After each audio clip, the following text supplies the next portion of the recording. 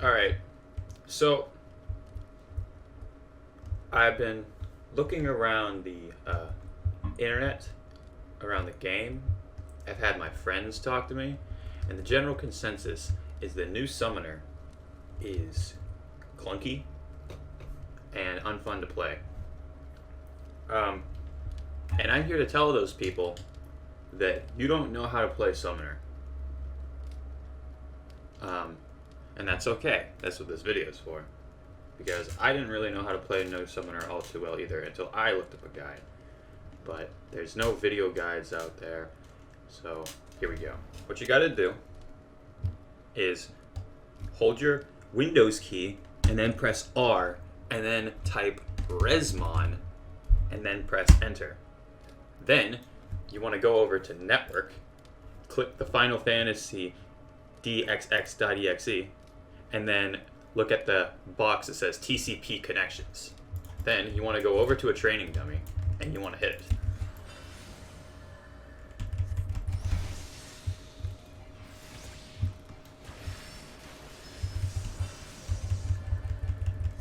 All right, after hitting it for a couple seconds, go back over to there and see what your TCP connections are at.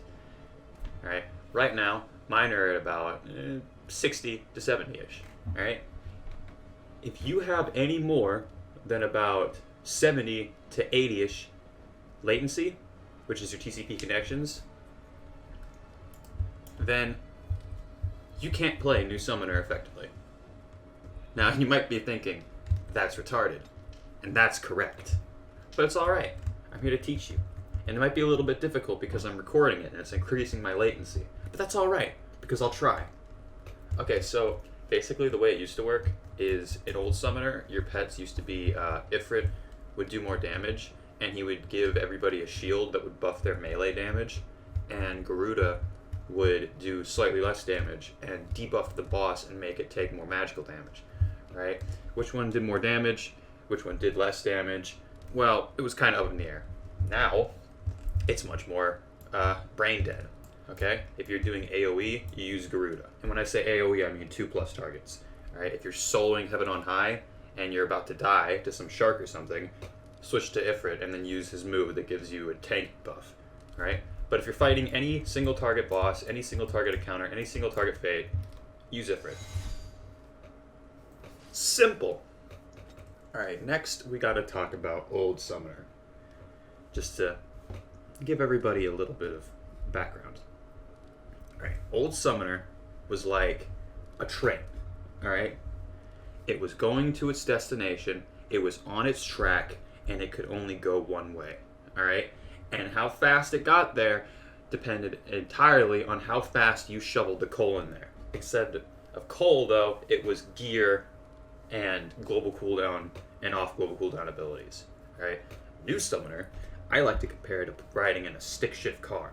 Alright?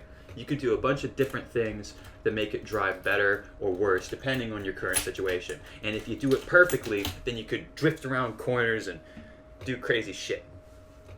Alright? So, let me tell you what I mean. Alright?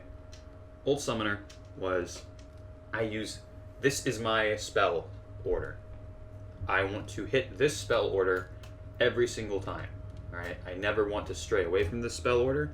The only difference I could ever do is be late on my OGCD abilities or have to use a Ruin 2 instead of a Ruin 3 because I'm moving, and you can cast Ruin 2 when you're moving. And that was it. Alright? Everybody looked at Summoner because it had a million different buttons to press and thought, oh, that's complicated.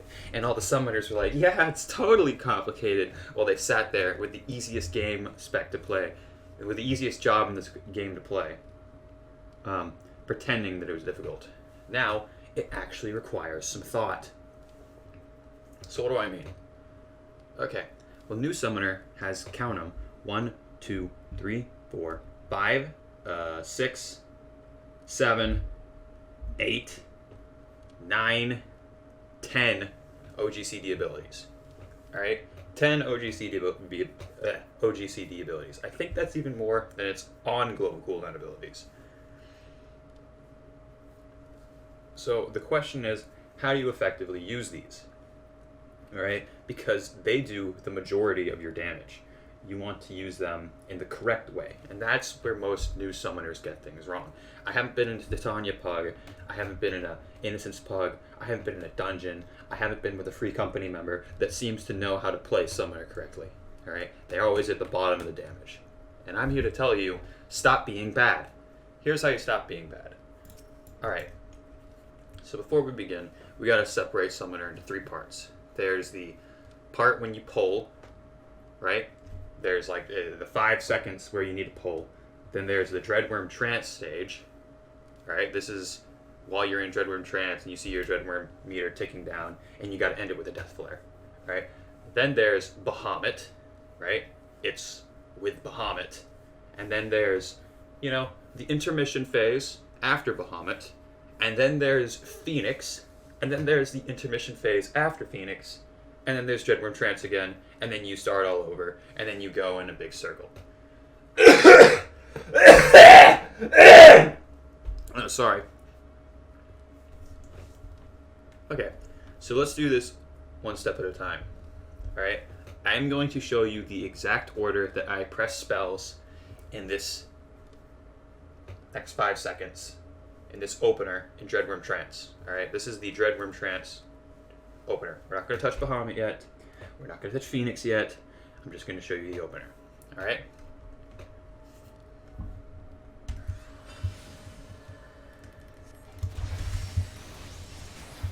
And I fucked it up. Alright, here we go.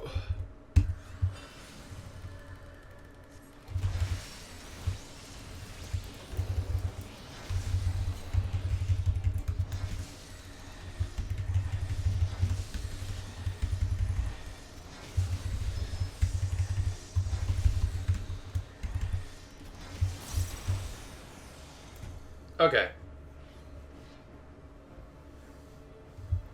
Now what you have there is one of the 2 openers for Summoner.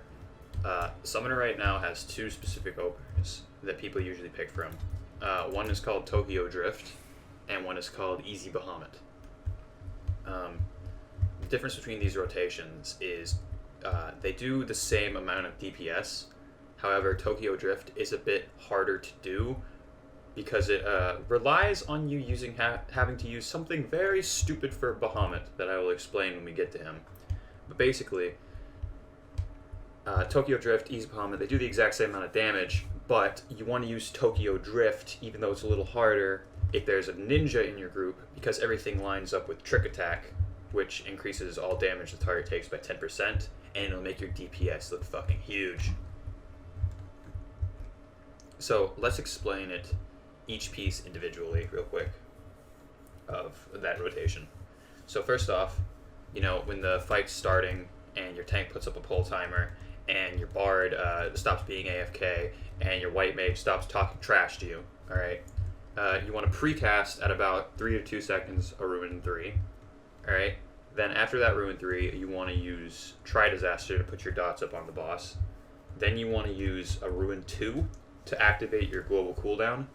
Then you want to use a Energy Drain to get your 2 stacks of Aether Glow. And then you want to go into Dreadworm Trance.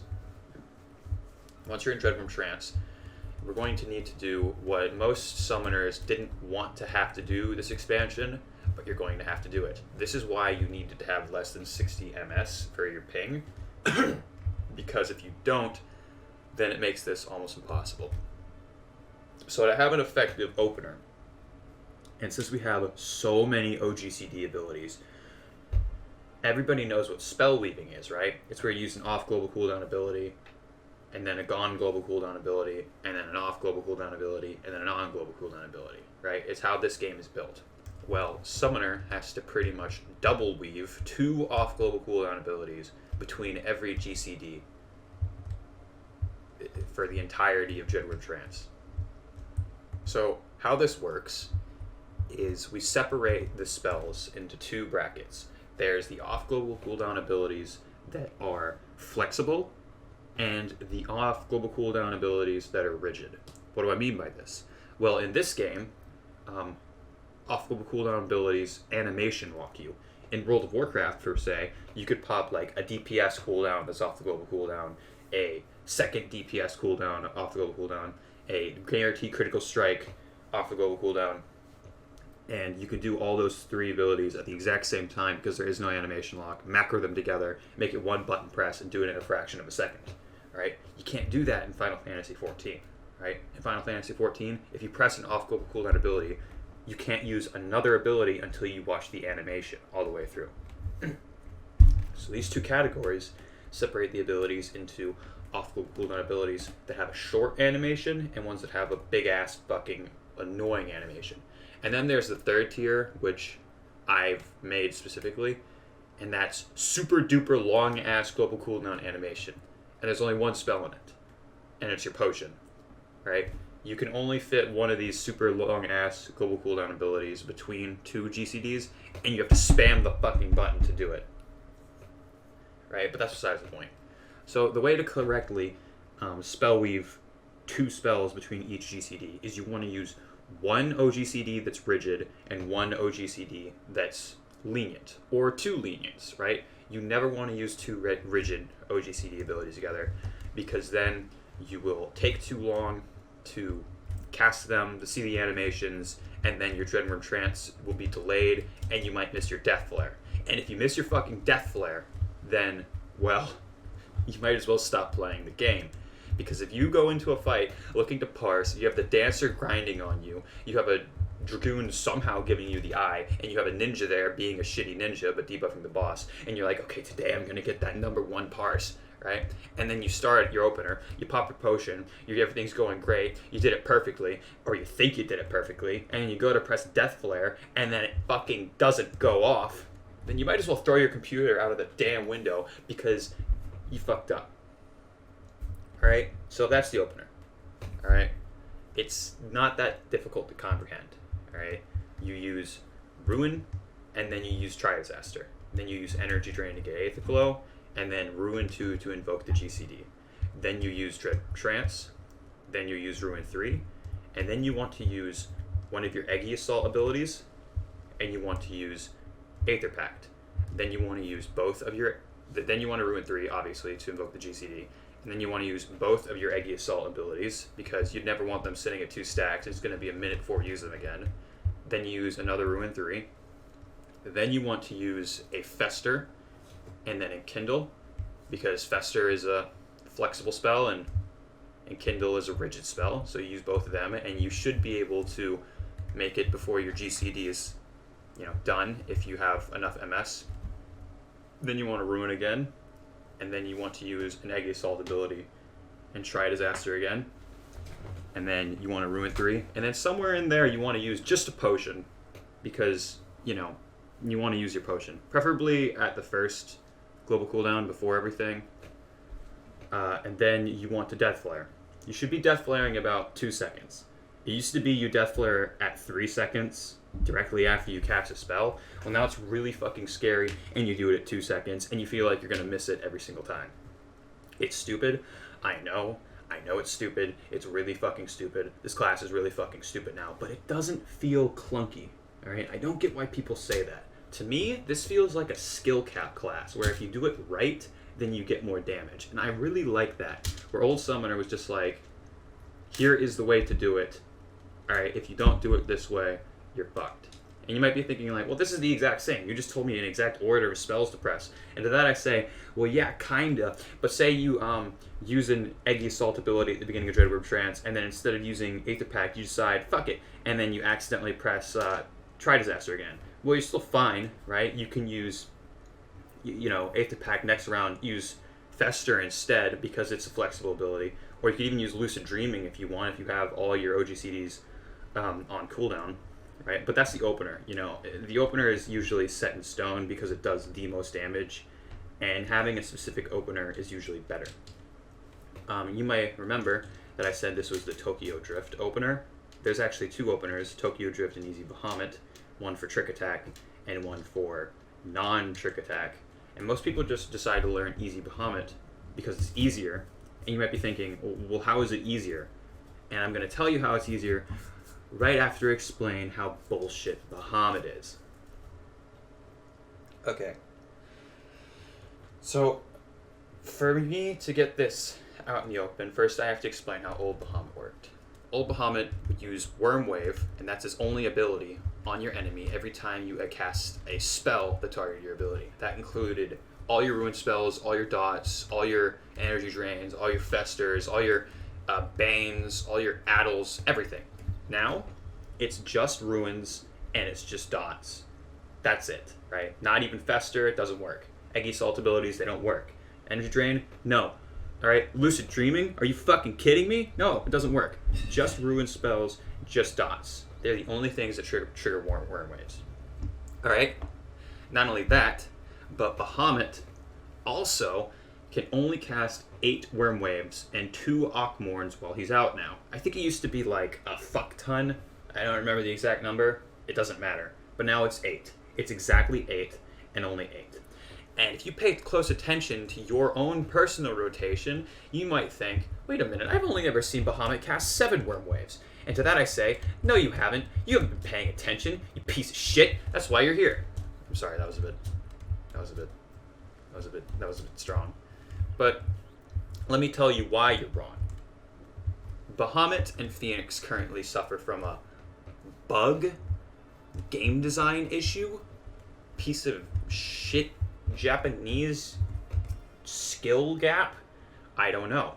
But basically the way it works is usually when you summon Bahamut, you press the Summon Bahamut spell and then you immediately press Ruin 2. Now you might notice that you don't see a Worm Wave number rising above the training dummy. That's because he doesn't use Worm Wave when you summon him, because he's in animation lock, which didn't used to happen, or at least it didn't used to matter. But basically, you need to counteract this, because you wanted him to use 8 Worm Waves when he comes out. Because, let's look in the spell book, alright? Worm Wave, how much damage does it do? It does 150 damage, or potency, for free. It's 150 free potency. That's a free Ruin 3 without your dots. Or with 1 dot. Okay, well, let's say it's a free, there's no good comparison. It's a free, there's no good comparison. Alright, and there's 8 of them. Alright, if you take 8 and you multiply it by no good comparison, then you get 1200.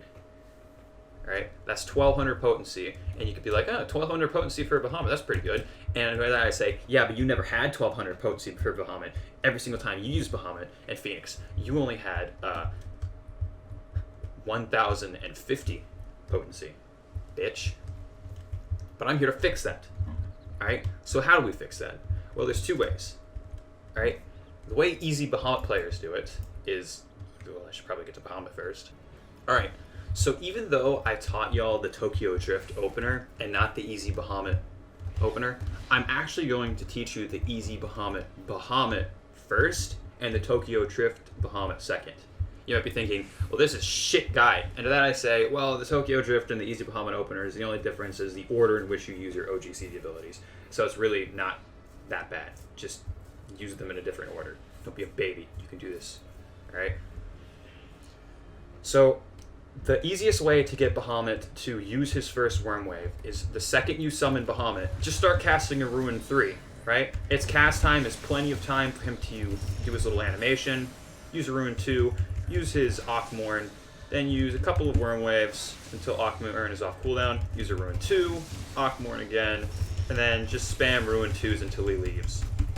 Alright, all the while, after you start casting Ruin 2s, you want to use your OGCD abilities like Fester and Energy Drain while you have time.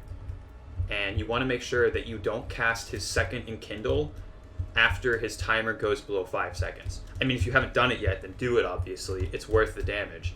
But you want to make sure you do it before it gets to 5 seconds, because if you don't, it'll clip over Worm Waves. So you might be thinking, okay, well, that's really easy. And to that I say, yeah, that's why it's called Easy Bahamut. Alright, you just summon Bahamut, instantly start casting a Ruin 3. Cast a Ruin 2, cast 3 Ruin 3s, cast a Ruin 2, cast Fester, then Akmorn, then Ruin 2, then Energy Drain, then Ruin 2, then Fester, then Ruin 2, and then you're done. Alright, it's easy. But if you want to be a great, good boy, mid-max player, and you want to do the Tokyo Drift rotation because you think, well, I might as well just learn one rotation because you say they do the exact same amount of potency when there's not a ninja, and this one does more potency when there is a ninja, I might as well just learn this one. So then I say, you're a valiant soul, but this is going to fucking suck. Alright, why? Because Bahamut is fucking broken. Alright? If you want to do the Tokyo Drift opener, then you don't have enough time to cast the Ruin 3 at the beginning of the opener. You need to cast a Ruin 2. This way, the second your Akmorn is off cooldown, you're able to cast a Ruin 2, Energy Drain the second it comes off cooldown, Akmorn, Ruin 2, Fester, Ruin 2, and then, you know, have a great grand old time. Alright, to do that, though, we have to clip Bahamut. Now, what is clipping Bahamut? Alright? And for that I say, it's fucking stupid. So, if you don't want to, you know, sit through the long cast bar to wait for Bahamut to do his little opener, right? You need to just predict it yourself. And to that, if you're saying, what are you talking about? Here's how it works. To get the first worm wave that Bahamut uses to go off, alright, you either have to A, start casting Ruin 3 the second Bahamut comes out, or B, clip his first worm wave. So what that means is you need to summon Bahamut and then in your head think, okay, now. Because it takes 0.6 seconds before Bahamut is ready to use Worm Wave. So you gotta wait 0.6 seconds before pressing Ruin 2. But if you wait 0.8 seconds, or 0.9 seconds, or 1.0 seconds, then at the end of Bahamut, you will have waited too long and he won't cast his last Worm Wave. So you have a, you know, small window of about 0.4 seconds of leniency to cast your first Ruin 2 to make it so Bahamut can cast all 8 of his Worm Waves. And to that, you might be saying, well, that's fucking stupid. And to that I say, yes. Yes it is. So let's give it a go. So let's try it. Summon Bahamut, now. Worm Wave. Oh look, the Worm Wave went off. 1, 2, 3, 4, 5, 6, 7, 8? Nope. I was a bit too late. You gotta count it perfectly. You have to summon Bahamut and use your first Ruin 2 at the perfect time. Also, you can't slightly fuck up your rotation while Bahamut's out. It's easily the dumbest part of this new class, and it's so easy to fuck up. Usually something that can help is if you look at the cooldown of your OGCD ability and you use a Ruin 2 right before you summon Bahamut, right? You know, okay, well the global cooldown is 2.5 seconds. So if I wait until there's like 1/3 of the global cooldown timer left and then summon Bahamut, then I can just Ruin 2 the second he gets out. It's a little trick that might help you, but basically, Bahamut is fucking stupid. Okay, so now I'm going to go over the downtime between Bahamut and Phoenix. Alright? I'm going to get there first, and then I'll talk to you about exactly what you want to do once we're there. And why am I not using Phoenix? Oh, just a little tip real quick. If you want to make it so you can practice one part of your rotation, like, oh, I just want to practice the opener, but you don't want to have to sit through Bahamut and then sit through Phoenix, just change jobs and then change back, and it will reset the timer. Like, it'll get rid of your Bahamut, so then you can practice Dreadworm Trance over and over again. 1, 2, 3, 4, 5, 6. I think that was 8 actually. I think I miscounted somewhere. I'll put a counter up on screen. Okay, so now this is basically just the waiting around phase. Alright? we're basically waiting for Phoenix to come up, so we have a few things we have to do. First, make sure you pay attention to his debuff bar, because you always want to have your debuffs on him. And if you don't, like I just did, then every single ruin you do is less potent, so it's a waste of time. Alright, basically do that, and then when Phoenix is ready, alright, that was basically the intermission.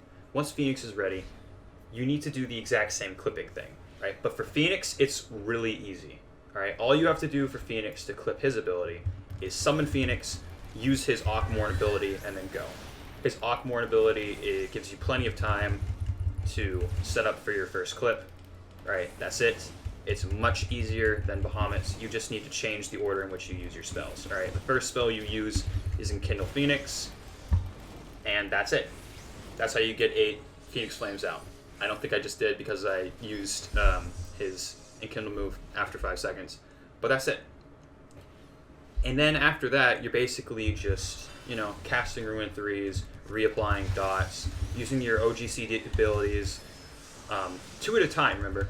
Like, you have a lot of OGCD abilities. You always want to use them 2 at a time, because you always want to try to have a Ruin 4 up to invoke the GCD, because you never really want to cast Ruin 2s, because they're kind of a waste of space. See, I haven't casted 1 Ruin 2. I've only been casting Ruin 4s, which is a gained potency instead of a loss. And then basically once Dreadworm Trance rolls around again, you can start over. There's some other minor things like, saving your Festers until your Dreadworm Trance, because they can be used freely and you don't have to maybe use a Ruin 2. The whole clipping Bahamut thing, let's see if I do it right here. Nope, I used Ruin 2 too soon. So, really, practice Bahamut for the Tokyo Drift rotation, or maybe just use the easy Bahamut rotation if you, don't really want to do the whole clipping Bahamut thing. But that's basically New Summoner. And, the big thing to take away from this video probably isn't even, oh, okay, I gotta clip Bahamut, or, okay, I gotta clip Phoenix. It's basically like, oh, okay, I was using my OGCDs wrong this whole time, right? And that's kind of like the main thing, right? Just make sure you're using your abilities at the right times. It doesn't really matter, the nuances like clipping Phoenix or clipping Bahamut. They matter. They do more damage, 150 potency each per, time summon cycle, I guess would be the right word, but it's not a huge deal. The whole double weaving thing, that's a big fucking deal. And if you have any questions over Summoner, any intricacies that you didn't quite understand from this video, and you really want to get good at it, go to my stream. But yeah, that's basically Summoner now, and it's not fucking clunky.